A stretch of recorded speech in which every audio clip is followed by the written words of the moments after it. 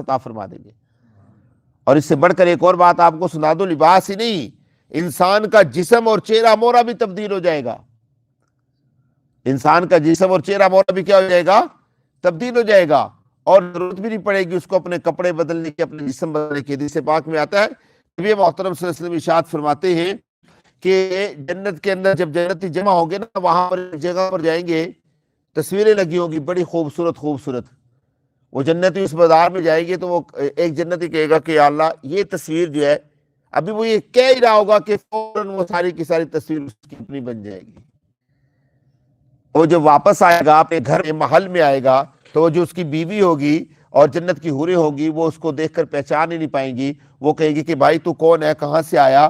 وہ کہے گا کہ میں جنتی ہوں، میں جنت سے آیا ہوں، اور یہ میری تصویر ہے، میں چینج کروا کے آیا ہوں۔ تو مطلب کہنے کا یہ ہے کہ اللہ تبارک و تعالیٰ وہاں پر انسان کے چہروں کو بھی تبدیل فرما دیں گے۔